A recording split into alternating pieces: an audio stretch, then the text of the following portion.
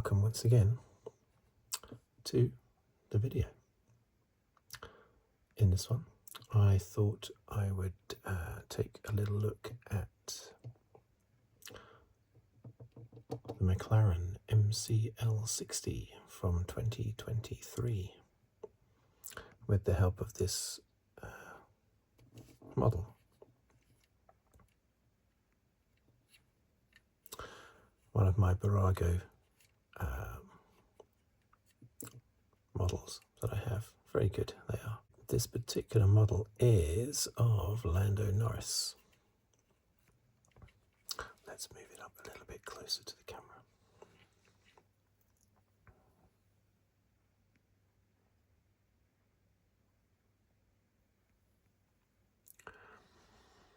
This is the car that saw the huge turnaround in performance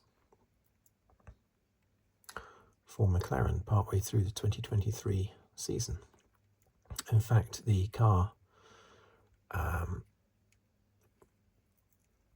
was so bad to begin with that the technical director, James Key, was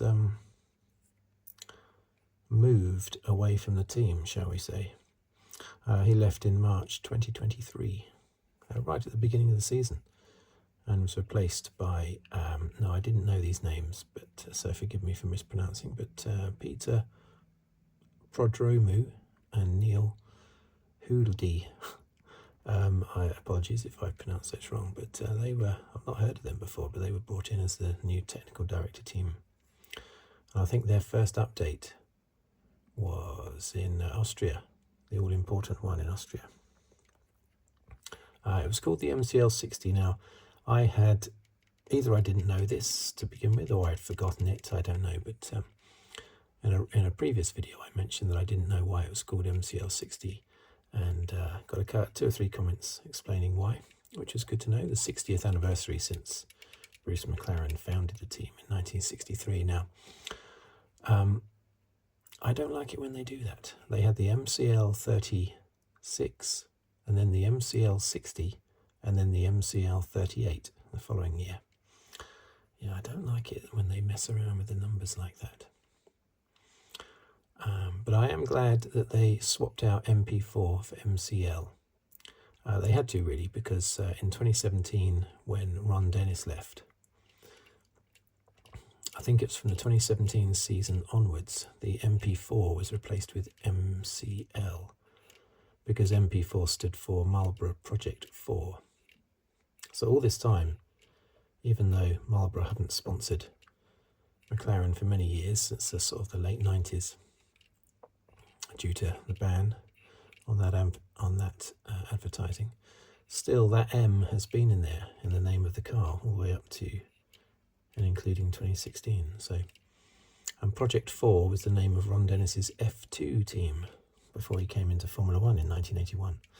So it was right that that name should change to MCL. But I wish there was an MCL37, not an MCL60, but never mind. Also, about the time, I think at the end of 2022, Andreas Seidel left the team. Went off to Sauber, didn't he? Be team principal at Sauber, where Frederick Vasseur had just left to go to Ferrari. And Andreas Stella came in. I thought Seidel was good, but Stella seems to be even better. Unless it's not really, it's a team principal. Unless it's not really anything to do with them. I do wonder if the team principal really has any impact.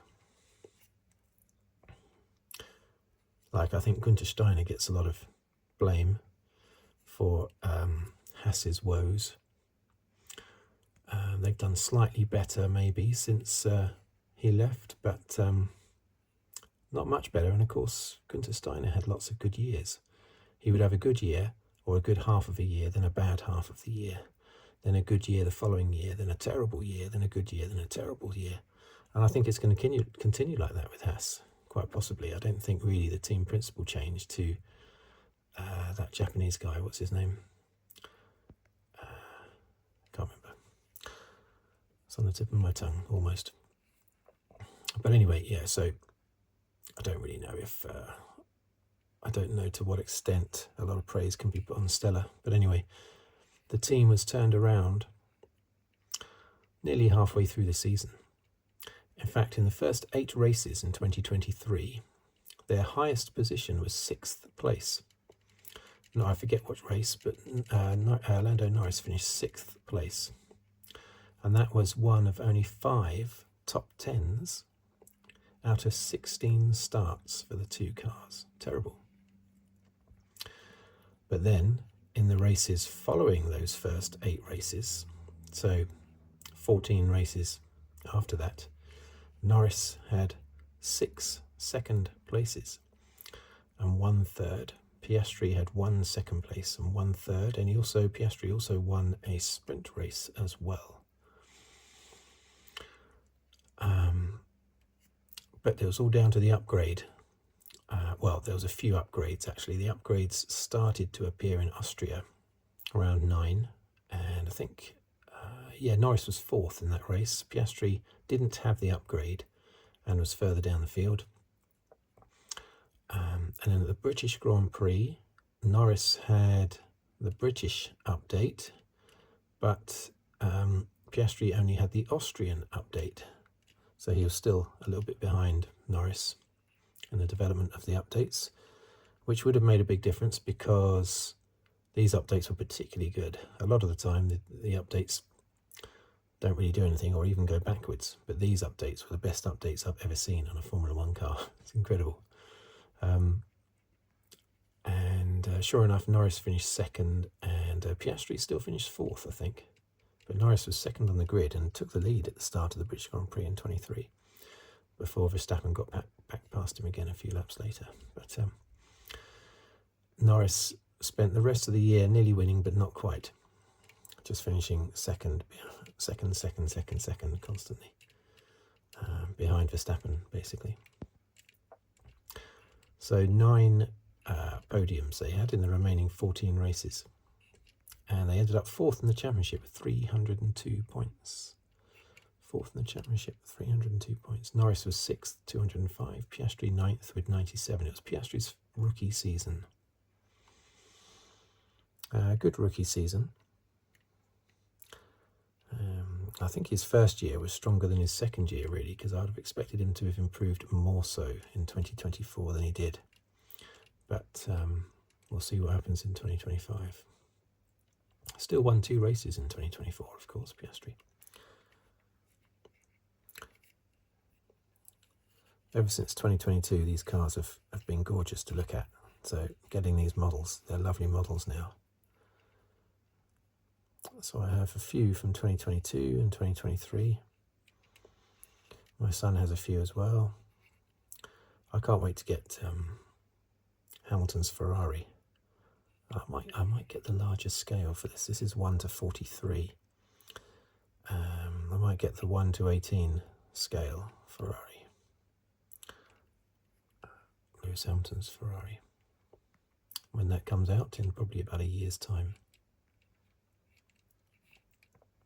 So yeah, the greatest updates I've ever seen put onto a car. Unbelievable. And they were spread over a number of races. There were early updates to the car in the early part of 2023, and they were James Key updates still, even though he'd left the team. And they did make small improvements, but nothing special. But the ones that were from Austria onwards, unbelievable. Is that all down to the technical director change? I don't know. It's teamwork at the end of the day. So I don't want to say that James Key was, had bad updates and Podromu and Huldy had good updates. Who knows? It's a team performance, basically. The whole team came together for those updates. Fantastic they were.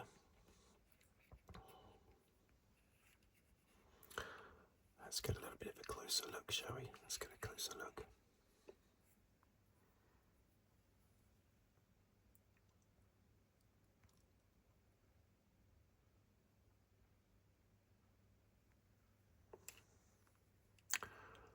does. Let's just move that a little bit out of the way, because I think that's a little bit in the shot. Don't like that being totally in the shot like that. So there you have it. There's the car. So now shall I see if I can get a good shot for the thumbnail. Is that a good one for the thumbnail? Is that in focus?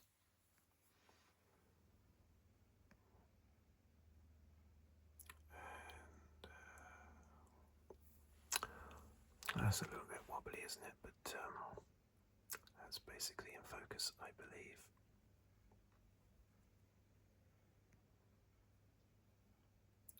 There he is. Lando Norris's MCL60 from 2023. Just have to refocus. Let's bring that down to the bottom.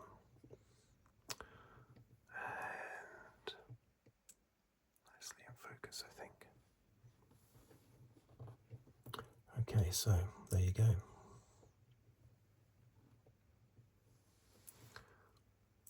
The car that sparked Norris's and Piastri's surge of wins in 2024, which has helped make Norris pretty much joint favourite with Verstappen, looking at all the bookies for the title. But I think it could go any number of ways. Either McLaren driver, either of them could win it. Either McLaren driver, the Mercedes, I mean, they could win it. The cars are going to be very close because it's the last year of these current regulations, so there won't have been much change.